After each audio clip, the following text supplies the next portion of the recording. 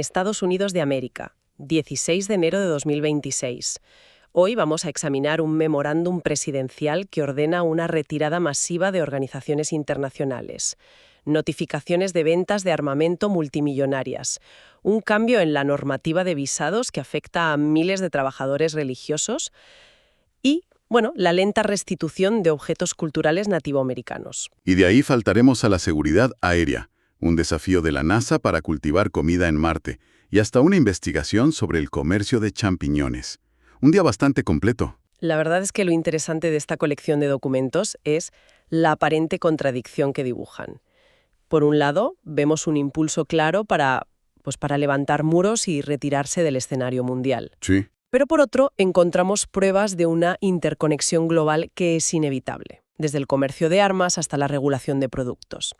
La pregunta es, ¿hacia dónde se inclina realmente la balanza? Empecemos por ese impulso de retirada, que es el más explícito. Hay un memorándum presidencial del 7 de enero que, la verdad, no deja lugar a dudas. El título, es una declaración de intenciones. Retirada de los Estados Unidos de organizaciones, convenciones y tratados internacionales que son contrarios a los intereses de los Estados Unidos. Y lo que sigue es una orden directa al secretario de Estado para que inicie el proceso de salida de una lista larguísima de entidades. Lo que realmente impacta aquí no es la retirada de una o dos organizaciones, sino la escala, la amplitud del movimiento. Es que es un replanteamiento total del multilateralismo. Totalmente. La lista es abrumadora. Están los nombres que todo el mundo reconoce, como el Panel Intergubernamental sobre el Cambio Climático o la Corte Penal Internacional. Abandonar esos ya es una noticia de portada. Pero es que la lista sigue y sigue con organismos mucho más técnicos. Exacto. Y ahí es donde se ve el patrón. Se ordena la salida del Foro Global contra el Terrorismo, del Fondo de Consolidación de la Paz de la ONU, del Foro Intergubernamental sobre Minería y Desarrollo Sostenible, y del Foro Global sobre Migración y Desarrollo. Cubre todos los frentes: clima, justicia, seguridad, economía, desarrollo. Entonces, ¿no es una retirada aleatoria o por motivos puramente económicos de no queremos pagar las cuotas? No, no lo parece. Parece una decisión ideológica muy concreta contra la idea misma de cooperación multilateral. ¿Qué nos dice esto sobre la visión del mundo que se está promoviendo? Pues nos dice que se ve la soberanía nacional como un juego de suma cero. La lógica que subyace parece ser que cualquier acuerdo que implique ceder un ápice de autonomía o someterse a un arbitraje internacional es, por definición, contrario al interés nacional. Claro. Da igual si el objetivo es coordinar la lucha antiterrorista o gestionar flujos migratorios. El hilo conductor es un rechazo a cualquier tipo de gobernanza supranacional. Y me pregunto, ¿hay alguna lógica oculta en lo que se queda fuera de la lista? Porque se están abandonando organismos que exigen rendir cuentas, como la Corte Penal Internacional, pero imagino que no se abandonan acuerdos comerciales que benefician directamente a la economía. Es una observación muy astuta. Generalmente, los acuerdos que se mantienen son de naturaleza, transaccional. Bilaterales, donde la relación de poder es clara. Ya. Los que se abandonan son aquellos que implican una membresía entre iguales o que establecen normas y obligaciones mutuas que podrían limitar la acción unilateral. Es un cambio de paradigma. O sea, de ser un arquitecto del sistema global A ser un actor que interactúa con él solo cuando le conviene. Exacto. fascinante. Y aquí es donde la contradicción que mencionaba al principio se hace evidente. Mientras se cierran las puertas de los foros diplomáticos, se abren de par en par las del comercio de defensa. La siguiente sección importante son notificaciones de ventas de armas, por valor de miles de millones de dólares. Efectivamente. Y es importante entender el mecanismo. Lo que vemos son notificaciones al Congreso, en este caso al presidente de la Cámara, Mike Johnson, bajo la Ley de Control de Exportación de Armas. Esto no es solo papeleo, Expliquemos eso un poco más. ¿Por qué existe esa ley y qué significa en la práctica? Es una ley que nació en la era post-Vietnam. Su objetivo era precisamente evitar que el Poder Ejecutivo pudiera llevar a cabo política exterior en secreto a través de la venta de armas. Obliga al gobierno a notificar al Congreso las ventas militares importantes, y esto le da al Poder Legislativo una ventana para revisarlas y potencialmente bloquearlas. O sea, que es un mecanismo de transparencia. Y de control democrático sobre la política exterior, en esencia. Entendido. Cada uno de estos documentos es un punto de control y las cifras que se manejan son astronómicas. Hay 2 ventas propuestas a Israel que suman más de 7.400 millones de dólares. Una barbaridad. Y luego ventas a Australia, a Arabia Saudí por 100 millones, a Japón por 200 millones. La lista es larga. Y cada una viene con una justificación que es muy reveladora. No solo una transacción comercial, es una reafirmación de alianzas. Por ejemplo, las ventas a Australia y Japón se enmarcan explícitamente como un apoyo a aliados clave en el Pacífico. Claro. La venta a Arabia Saudí describe al país como una fuerza de estabilidad política y progreso económico en la región del Golfo. Y aquí tengo que plantear una pregunta crítica.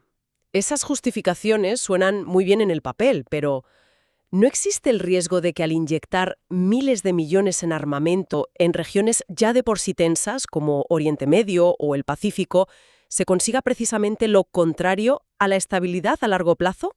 Esa es la pregunta central. Y el debate constante en política exterior.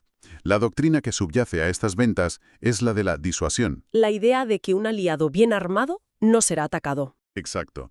Y, por tanto, la región se vuelve más estable. La crítica a esa doctrina, como bien apuntas, es que puede provocar una carrera armamentista, donde los adversarios de esos aliados se sienten obligados a armarse también, aumentando la tensión y la probabilidad de que un pequeño incidente escale a un conflicto mayor. Claro. Estos documentos no resuelven ese debate, pero son la manifestación práctica de uno de los dos bandos. Es fascinante cómo estos documentos hablan de países como fuerzas de estabilidad en un lenguaje muy abstracto, casi de tablero de ajedrez. Pero en esa misma pila de papeles encontramos una regulación que nos recuerda que las políticas de Estado tienen consecuencias muy directas y humanas. Me refiero a la nueva norma del Departamento de Seguridad Nacional sobre trabajadores religiosos. Sí, el título es Mejorando la continuidad para las organizaciones religiosas y sus empleados, y nos saca de la geopolítica para meternos de lleno en el laberinto de la burocracia migratoria y en su impacto en la vida de las personas. El foco está en los trabajadores con visados R1, que son temporales, y su casi imposible transición a la residencia permanente a través de la categoría EB4. ¿Por qué es casi imposible? Pues por una simple cuestión matemática, que el propio documento expone con una crudeza brutal. Hay más de 217.000 peticiones de residencia aprobadas en esa categoría esperando en una cola. ¿217.000? Sí. Pero el Congreso solo asigna unas 9.940 visas de ese tipo al año, para todo el mundo. La desproporción es abismal. De hecho, el propio gobierno en su documento oficial llega a una conclusión demoledora. Cito textualmente: es una certeza virtual que un trabajador religioso R1 no podrá obtener una visa de inmigrante antes de la expiración de su límite de estancia de 5 años. Certeza virtual. Es un lenguaje increíblemente fuerte para un texto legal. Lo es. Significa que el sistema está diseñado para fallar. Y ese limbo legal del que se habla no es solo burocracia. Significa que un sacerdote, un imán, un rabino que ha servido a una comunidad durante 5 años, que se ha convertido en un pilar, Claro. que ha bautizado niños, casado parejas y confortado a familias, de repente tiene la certeza virtual de que tiene que hacer las maletas y desaparecer de esa comunidad. El documento incluso menciona un caso concreto, un comunicado de prensa sobre parroquias en el estado de Maine, que estaban perdiendo a sus sacerdotes por esta misma situación. Ya no es una estadística, es una iglesia en un pueblo que se queda sin su líder espiritual. Exacto. Y eso demuestra el coste humano real. Esta nueva regulación intenta poner un parche, encontrar una solución para que estas personas y sus congregaciones no se vean abocadas a esa situación. Pero el problema de fondo sigue ahí. El problema de fondo es un sistema de inmigración con cuotas fijadas hace décadas, que no se corresponden en absoluto con la demanda actual. La regulación es el reconocimiento oficial de que el sistema está fundamentalmente roto. Y hablando de procesos que se alargan durante años y que intentan corregir situaciones del pasado, nos encontramos con una serie de notificaciones del Servicio de Parques Nacionales, todas relacionadas con la Ley de Protección y Repatriación de Tumbas de Nativos Americanos, la Ley NAGPRA. Así es, son avisos formales, muy técnicos en apariencia. Se titulan Finalización de Inventario o Intención de Repatriación. Lo que anuncian es que museos y universidades de todo el país, desde Arizona a Pensilvania, han completado la catalogación de restos humanos y objetos culturales que tenían en sus colecciones. Y se disponen a devolverlos. Y se disponen a devolverlos a las tribus de las que proceden. Lo que me parece increíble de estos avisos son los detalles. Hay uno de la Universidad de California, Riverside, sobre la repatriación de unas conchas de Abulón. Y el texto especifica que no son simples objetos arqueológicos. Tras consultar con las tribus, se ha determinado que tienen una importancia espiritual y sagrada continua, Exacto. porque se usaban y se siguen usando en ceremonias. Eso lo cambia todo. Totalmente. Porque ese detalle demuestra que no hablamos de historia muerta o de devolver huesos de un almacén. Es el reconocimiento por parte de una institución científica de que estas culturas están vivas, de que estos objetos no son meros artefactos para ser estudiados, sino elementos con un poder ceremonial. Y una función espiritual activa hoy en día. Precisamente. Es un cambio de mentalidad radical respecto a las prácticas museísticas del siglo XX. Y cada uno de estos pequeños avisos en el registro oficial es la punta del iceberg de un proceso larguísimo, ¿no? Larguísimo. Y a menudo muy complejo.